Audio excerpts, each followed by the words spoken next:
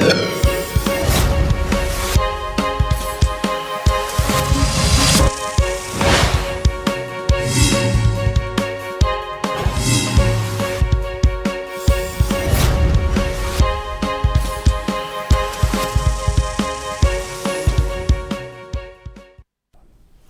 Uttarakhand bulletin में आप सभी दर्शकों का स्वागत है। आपके साथ मैं जुड़ी हूं लीजा। खबरों पर बात करेंगे, लेकिन एक नजर हेडलाइंस पर। सीएम धामी ने किया आईएसबीटी का निरीक्षण। गंदगी देखकर सीएम धामी ने खुद उठाई झाड़ू। अचानक पहुंचने से मचा हड़कंप।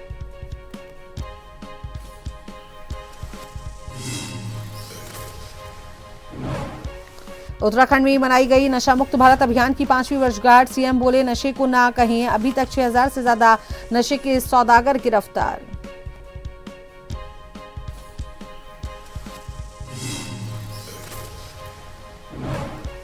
देहरादून में बार एसोसिएशन का धरना प्रदर्शन जारी। विभिन्न मांगों को लेकर कर रहे विरोध। अधिकारियों ने सकारात्मक उठाने का दिया आश्वासन। कमेटी गठित करने की कही बात।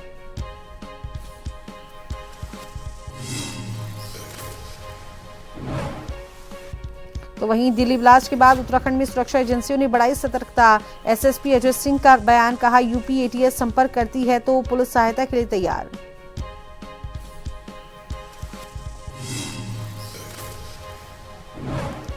उत्तराखंड के पहाड़ी इलाकों में बादल छाए। बद्रीनाथ में झरने और झीलें जमी। मैदानी क्षेत्रों में कोहरा। बद्रीनाथ धाम में पारा -8 डिग्री।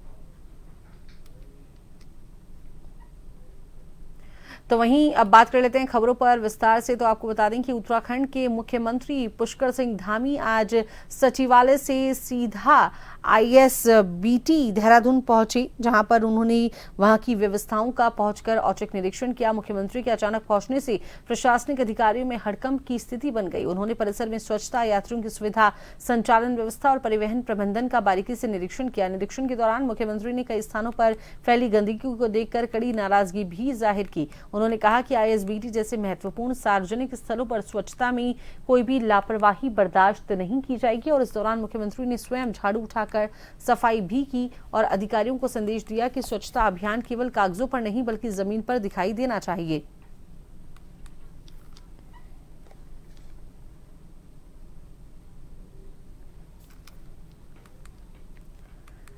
उत्तराखंड में लगातार बढ़ रहे आस्था एवं पर्यटन यात्रियों को देखते हुए मुख्यमंत्री पुष्कर सिंह धामी की अध्यक्षता में सड़क सुरक्षा और पर्यटन संरक्षण जो है पर्यावरण संरक्षण को भी ध्यान में रखते हुए एक महत्वपूर्ण समीक्षा बैठक आयोजित की गई। बैठक में संबंधित विभागों ने राज्य भर के ब्लैक स्पॉट, क्रैश बैरियर की स्थिति, गड्ढा मुक्त सड़क अभियान और बार बार क्षतिग्रस्त होने वाले मार्गों के स्थायी समाधान पर विस्तृत प्रस्तुति दी।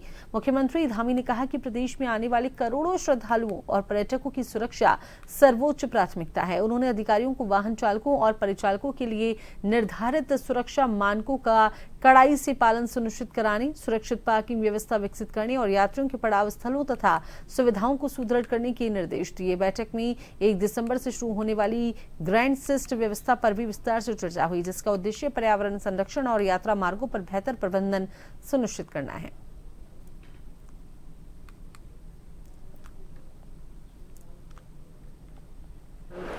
देवभूमि है और देवभूमि में लोग जहाँ आस्था श्रद्धा के लिए बहुत बड़ी संख्या में पूरे देश भर से, दुनिया भर से लोग आते हैं, वहीं हमारा पर्यटन प्रदेश भी है और आध्यात्मिक एक देश की, दुनिया की एक कैपिटल भी हम देवभूमि को कह सकते हैं। तो उस दृष्टि से यहाँ आने वालों की संख्या कई करोड़ों में है। स्थानीय लोगों को भी आवागमन करना पड़ता है। ऐसे में सड़क सुरक्षा हमारी बहुत प्राथमिकता है। हमने बहुत सारे जो सुरक्षा के मानक हैं उनको धरातल पर उतारने के लिए क्रैश बैरियर, ब्लैक स्पॉट, दुर्घटनाओं को रोकने के लिए तमाम जो सुरक्षा संबंधी नियम बनाए हैं। पर्यावरण संरक्षण के क्षेत्र में जो ग्रैंड सिस्ट की शुरुआत हम 1 दिसंबर से करने जा रहे हैं, उन सभी पर चर्चा हुई है। और जो सड़कें हमारी अभी गड्ढा मुक्त नहीं हो पाई हैं, जिन पर काम करने की ज़रूरत है, और कुछ सड़कें ऐसी हैं कि जो प्रत्येक वर्ष एक ही स्थान पर खराब होती हैं, उनके लिए कैसे कोई विधि अपनाई जाए, उन सब पर चर्चा हुई है, सबको निर्देशित किया गया है।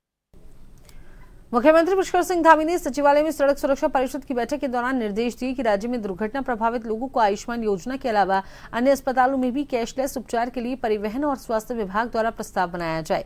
सड़क दुर्घटनाओं को कम करने के लिए उन्होंने और प्रभावी प्रयास करने के निर्देश अधिकारियों को दिए। मुख्यमंत्री ने कहा कि दुर्घटनाओं को नियंत्रित करने के लिए राज्य की सीमावर्ती क्षेत्रों में सघन चेकिंग की जाए, पर्वतीय क्षेत्रों में विशेष सतर्कता बरती जाए, ये सुनिश्चित किया जाए कि वाहन ओवरलोडिंग न हो, यातायात के नियमों के पालन के लिए लोगों को नियमित रूप से जागरूक किया जाए, यातायात व्यवस्थाओं को बेहतर बनाने के लिए आधुनिक संसाधनों के अधिकतम इस्तेमाल पर ध्यान दिया जाए।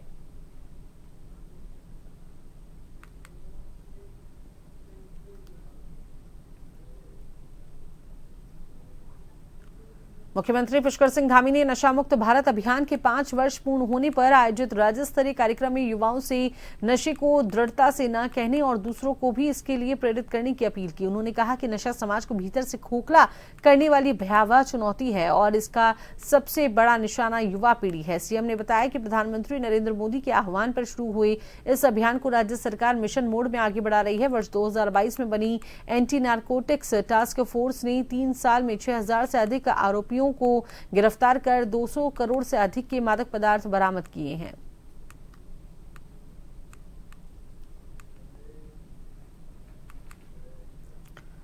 उत्तराखंड के जल प्रहरी मोहन चंद्र कांडपाल को आज नई दिल्ली के विज्ञान भवन में राष्ट्रपति द्रौपदी मुर्मू ने राष्ट्रीय जल पुरस्कार दिया।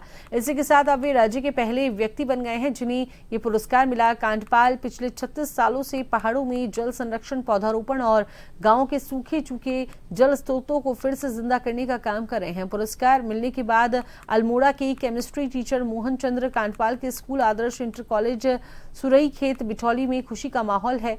स्कूल के टीचर्स और स्टाफ ने इकट्ठा होकर कांडपाल को शुभकामनाएं दी। वरिष्ठ शिक्षक कमल हरबोला ने कहा कि कांडपाल के 36 सालों के जल संरक्षण कार्यों को राष्ट्रीय स्तर पर मान्यता मिलना स्कूल व पूरे क्षेत्र के लिए गर्व का विषय है।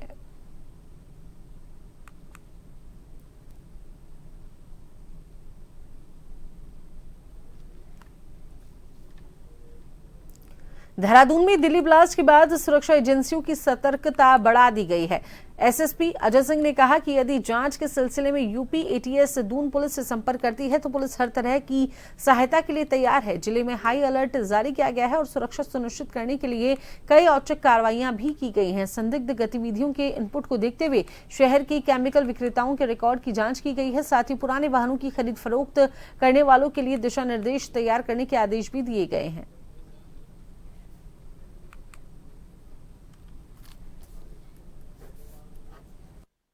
कोई भी ऑफिशियल कनेक्शन इस घटना का अभी उत्तराखंड से या देहरादून से अभी तक ऑफिशियली नहीं प्राप्त हुआ, ना डिस्ट्रिक्ट लेवल पर ऐसी कोई सूचना, ना और भी हमारी जो डिफरेंट एजेंसीज हैं उनको भी उत्तराखंड में ऐसी कोई जानकारी नहीं मिली है।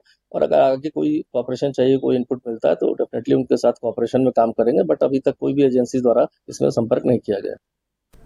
देवभूमि उत्तराखंड की राजनीति में गर्माहट बढ़ाते हुए उत्तराखंड क्रांति दल यानी कि यूकेडी की केंद्रीय महामंत्री किरण रावत ने भाजपा नेताओं के हालिया बयानों पर तीखी प्रतिक्रिया जाहिर की है। रावत ने कहा कि राज्य निर्माण का मूल उद्देश्य आज भी अधूरा है और पहाड़ों का अस्तित्व लगातार संकट में है। किरण रावत ने रोजगार, स्वास्थ्य, शिक्षा, गैरसैंण को स्थायी राजधानी, सख्त भू कानून, पलायन और पहाड़ों के सामाजिक आर्थिक विकास जैसे मुद्दों को उठाते हुए कहा कि जिन वादों के लिए उत्तराखंड आंदोलन हुआ था वे अब भी पूरे नहीं हुए हैं। उन्होंने आरोप लगाया कि आज भी पहाड़ और उसके लिए लोग मूल समस्याओं से जूझ रहे हैं।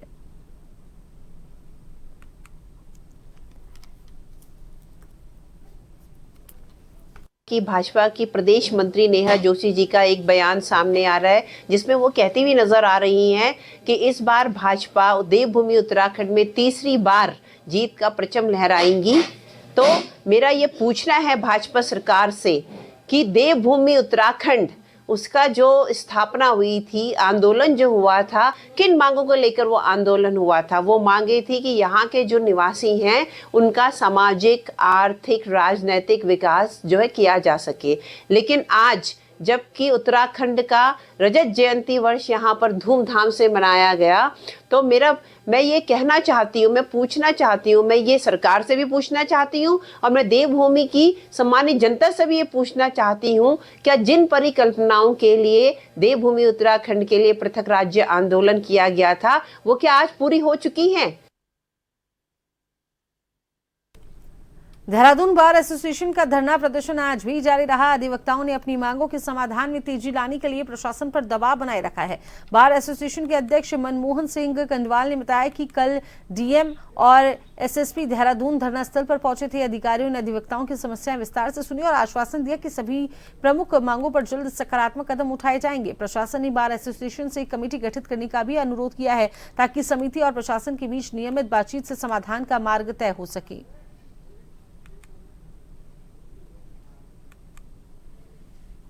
कल वो चले कि सरकार आपके द्वार, तो कल आए थे और जो हमारी मांगे थी हमने सारी मांगे उनके सामने रखी कि हमें और ज़मीन भी दो, हमारे जो एमडीडी से शुल्क है वह माफ़ कराया जाए, हमें और ज़मीन की व्यवस्था की जाए और सरकार ये चैम्बर बनाए। इन चीज़ों के साथ बात हुई, तो बात होने के बाद उन्होंने कहा ये सारी चीज़ें होंगी, सारी व्यवस्थाएँ होंगी और इसी कारण हमने फिर एक संघर्ष समिति बनाई। वो संघर्ष समिति अब माननीय जिलाधिकारी महोदय जी के यहाँ जा रखे अपनी बातें रख रही हैं और सबसे बड़ी बात है कि ये एक आंदोलन जनता के लिए लड़ा जा रहा था, क्योंकि हर राज्यों में और हर जिलों में या जहाँ जहाँ कोर्टें हैं वहाँ पे एक वादकारी शेड भी होता है। अब 25,000 वादकारी अगर इनको न्यायालय में आ रहा है, वो कहाँ बैठेगा, कहाँ वो फ्रेश होगा, कहाँ वो चाय पिएगा या कैसे अपने वकील से बात करेगा। तो ये सब जगह व्यवस्था पूरे हिंदुस्तान में है, लेकिन वो देहरादून में नहीं थी। मंगलौर कोतवाली क्षेत्र के मुंडलाना इलाके में अवैध खनन एक बार फिर मौत का कारण बन गया। तेज रफ्तार अवैध खनन में लगी ट्रैक्टर ट्रॉली के गड्ढे में पलट जाने से एक युवक की दबकर दर्दनाक मौत हो गई। मृतक के पास के ही गांव नाटू खेड़ी का रहने वाला था। स्थानीय लोगों के अनुसार मुंडलाना क्षेत्र में दिन रात अवैध खनन जारी है और तेज रफ्तार ट्रैक्टर ट्रॉली अक्सर बिना रोक टोक सड़कों पर दौड़ती रहती है। उसी दौरान ट्रॉली के गड्ढे में गिरने से युवक उसकी चपेट में आ गया। घटना के बाद ग्रामीणों में खनन माफियाओं के खिलाफ भारी आक्रोश पनप गया है। परिजनों का रो रो कर बुरा हाल है और पूरे गांव में शोक की लहर है। फिलहाल पुलिस शव का पंचनामा भरकर पोस्टमार्टम के लिए पुलिस ने भेजा, जिसके बाद शव परिजनों को सुपुर्द किया गया।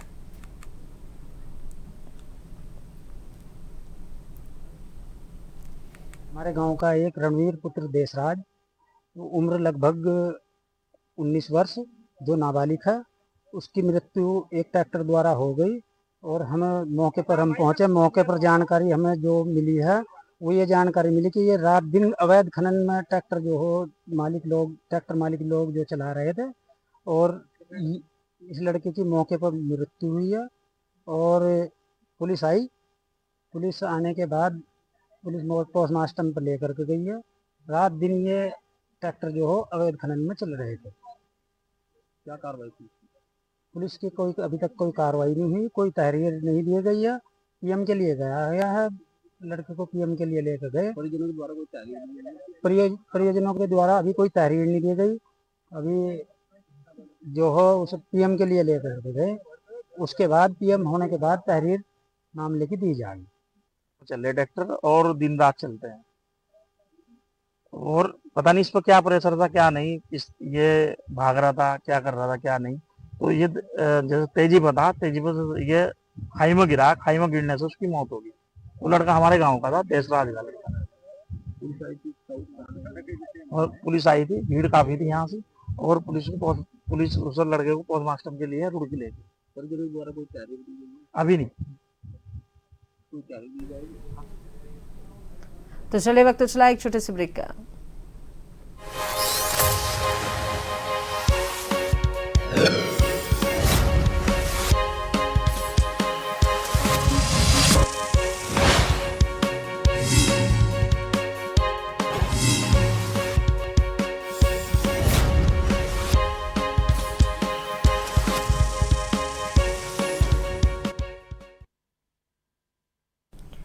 ब्रेक के बाद स्वागत है। खबरों के सिलसिले को आगे बढ़ाएंगे तो रामनगर में उस समय हड़कंप मच गया जब इंडियन गैस गोदाम के सामने स्थित एक कबाड़ गोदाम में भीषण आग भड़क उठी।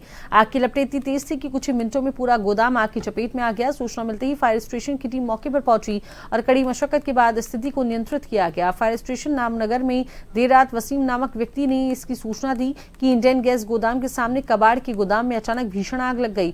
सूचना पाते ही फायर निरीक्षक सुशील कुमार के नेतृत्व में टीम तुरंत मौके पर पहुंची और मौके पर पहुंचकर देखा गया कि आग ने कबाड़ के पूरे गोदाम को घेर लिया है। स्थिति गंभीर होते देख रामनगर स्टेशन के सभी फायर गाड़ियां मौके पर पहुंची, उन्हें मौके पर लगाया गया। फायर निरीक्षक सुशील कुमार ने बताया कि आग पर काबू पाने में टीम को करीब 4 घंटे की कड़ी मशक्कत करनी पड़ी। उन्होंने ये भी बताया कि आग लगने से गोदाम मालिक को लगभग 6 लाख रुपए का नुकसान हुआ। अभी तक आग लगने के कारण स्पष्ट नहीं हो पाए हैं।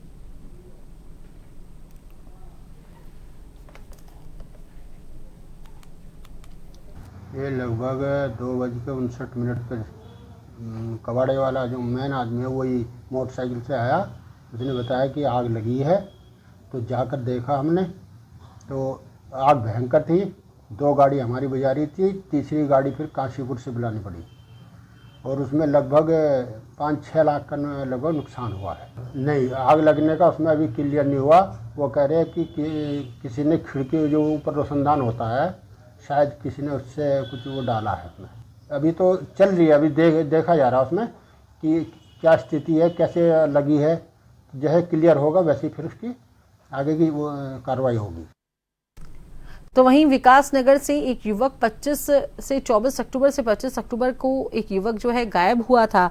आपको बता दें, एक युवक 24 अक्टूबर से लापता है। विकासनगर के सहसपुर कोतवाली क्षेत्र के छरबा गांव का ये युवक है जो 24 अक्टूबर से लापता है। 25 दिन से अधिक समय बीत जाने के बावजूद युवक का कुछ पता नहीं चल पाया है। परिजन थाने चौकी के चक्कर लगाए जा रहे हैं, लेकिन अब तक उसके बावजूद उसका कोई सुराग हाथ नहीं लगा है। छरबा गांव का रियाज 24 अक्टूबर से घर नहीं लौटा। परिजनों ने उसकी तलाश में पुलिस चौकियों, सहसपुर कोतवाली और यहां तक कि जम्मू कश्मीर तक कई बार दौड़ लगाई, लेकिन रियाज का कोई सुराग नहीं मिल पाया।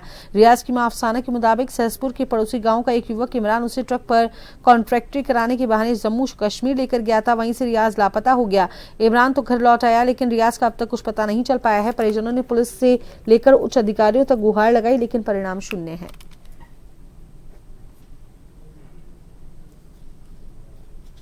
मेरे बेटे को इसरान लेकर गया था, इल्ताब का लड़का, घर से, और 24 तारीख लेके गया था और 28 तारीख को उन्होंने गुम कर दिया। मुझे ये नहीं पता उन्होंने मार दिया या कहाँ गुम करा।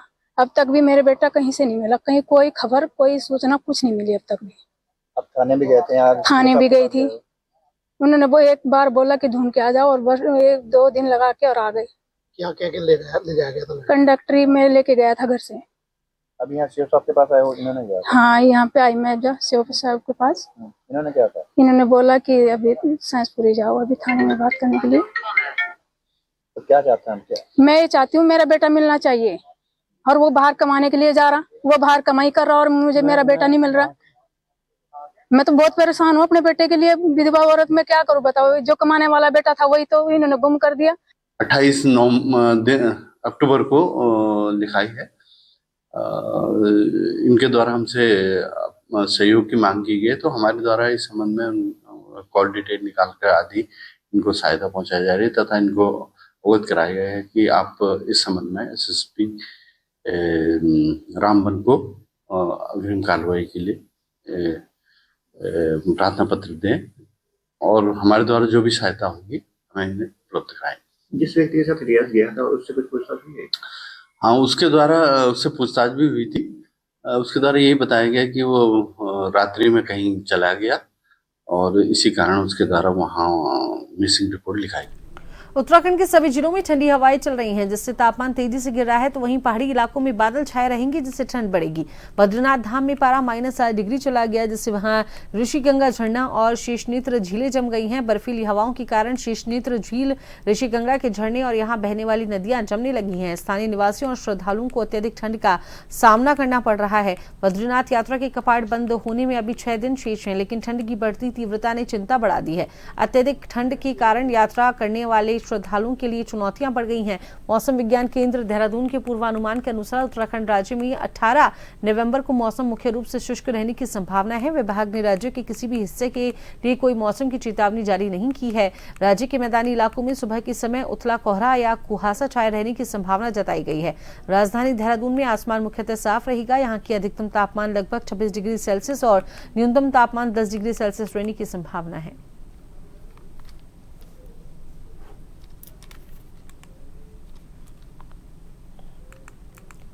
तो वहीं प्रदेश में पिछले 3 सालों में बने स्थायी निवारण प्रमाण पत्रों की जांच को लेकर मुख्यमंत्री धामी ने सभी जिला अधिकारियों को निर्देश दिए कि स्थायी निवास प्रमाण पत्रों के जांच को लेकर अब कांग्रेस प्रदेश अध्यक्ष गोदियाल ने सरकार पर सवाल खड़े कर दिए हैं। प्रदेश अध्यक्ष गोदियाल ने कहा कि मुख्यमंत्री का 3 सालों में बने निवास प्रमाण पत्रों की जांच का आदेश स्वागत योग्य जरूर है, लेकिन हम सरकार से पूछना चाहते हैं कि 3 साल में ही क्यों विगत 15 सालों में बने स्थायी निवास प्रमाण पत्रों की भी जांच होनी चाहिए, ताकि ये पता लगाया जा सके कि इतने लोगों ने फर्जी या कूटरचित तरह से अपनी स्थायी निवास पत्र बनवाए हैं।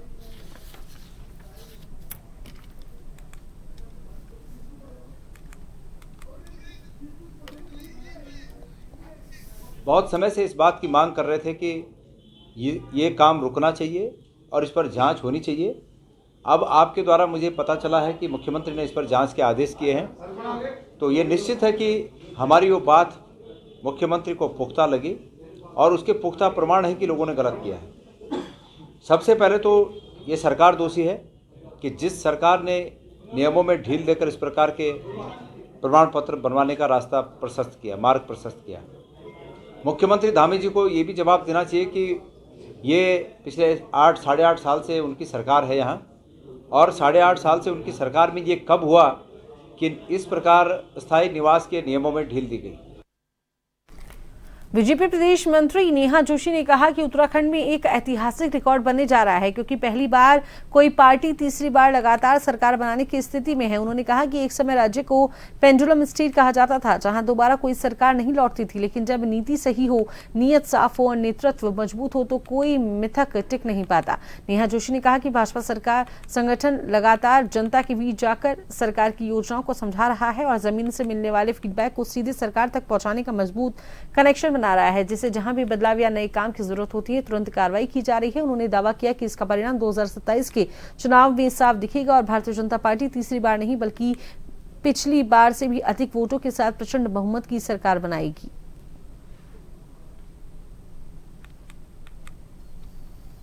ये एक मैं कह रही हूँ कि नया एक रिकॉर्ड बनने जा रहा है, जो तीसरी बार कोई पार्टी यहाँ पर सरकार बनाएगी। एक समय था जब कहते थे पेंडुलम स्टेट है, दूसरी बार किसी पार्टी की सरकार नहीं आती, लेकिन अगर नीति सही हो, नियत सही हो, नेतृत्व सही हो तो कोई मिथक काम नहीं करता है। लगातार लोगों के बीच में संगठन के रूप में हम जा रहे हैं। सरकार तो अपना काम कर ही रही है, लेकिन एक सरकार के एक दूत के रूप में फीडबैक जनरेशन का काम हमारा संगठन लगातार कर रहा है और इस सेंसिटिव राजनीति का फीडबैक जो जमीन से आ रहा है उसको लगातार।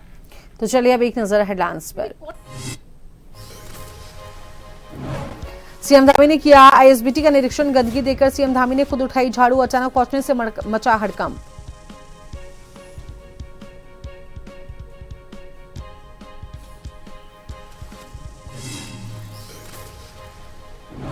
उत्तराखंड में मनाई गई नशा मुक्त भारत अभियान की 5वीं वर्षगांठ। सीएम बोले नशे को ना कहें, अभी तक 6000 से ज्यादा नशे के सौदागर गिरफ्तार।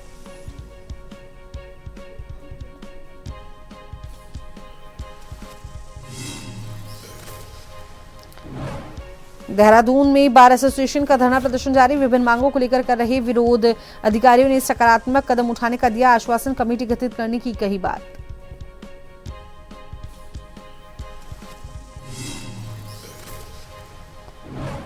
दिल्ली ब्लास्ट के बाद उत्तराखंड में सुरक्षा एजेंसियों ने बढ़ाई सतर्कता। एसएसपी अजय सिंह का बयान, कहा यूपीएडी संपर्क करती है तो पुलिस सहायता के लिए तैयार।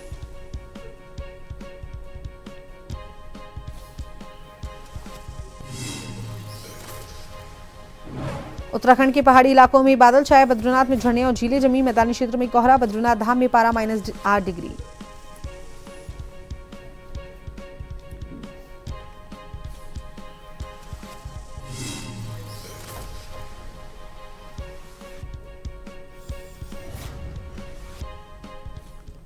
अभी के इस बुलेटिन में इतना ही। बने रहिए एजेंट टीवी के साथ। नमस्कार।